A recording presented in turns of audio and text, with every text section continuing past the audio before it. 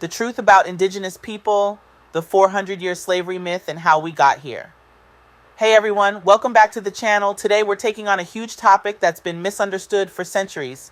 We're talking about the narrative of 400 years of slavery, the role of indigenous and black people in this history, and the real events that brought us to where we are today. Along the way, we'll also explore how diseases, war, and manipulation devastated indigenous populations and how European powers exploited trade systems to conquer and control.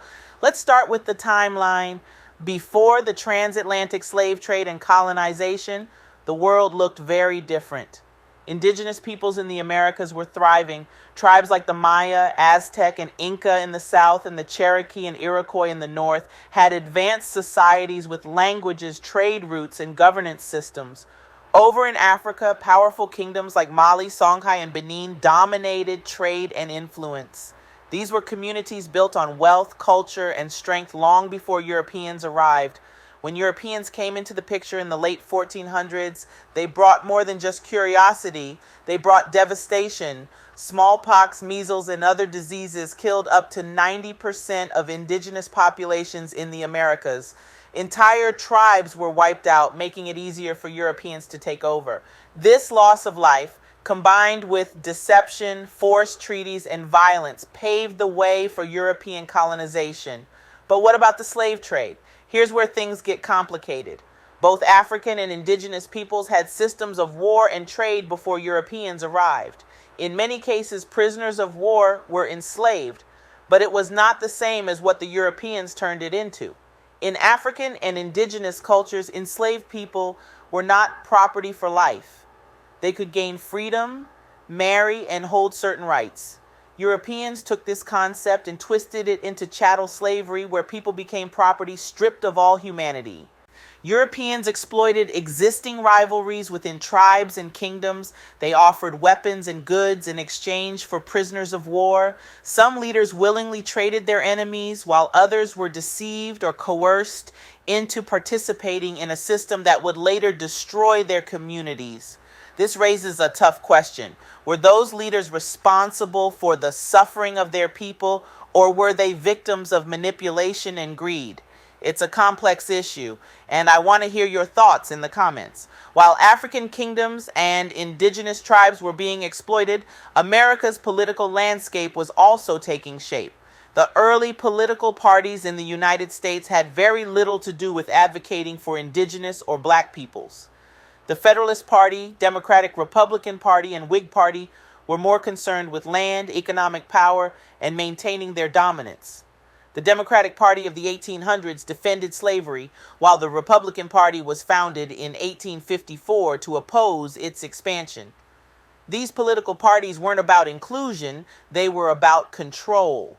Indigenous and black peoples were excluded from the political systems that determined their fates. The effects of this exclusion are still felt today, and it's important to understand how these systems were built.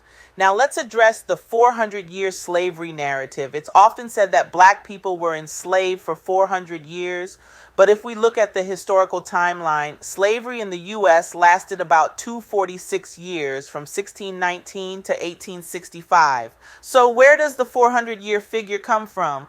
It's largely symbolic. It reflects centuries of oppression, not just slavery, but also segregation, systemic racism, and ongoing injustices. Some also tie it to religious beliefs, interpreting it as a prophecy about African descendants. While the number isn't historically accurate, the impact of those years and the systems that followed is undeniable. As we reflect on this history, it's also important to acknowledge the struggles of indigenous peoples. They faced devastating losses from disease, war, and forced assimilation.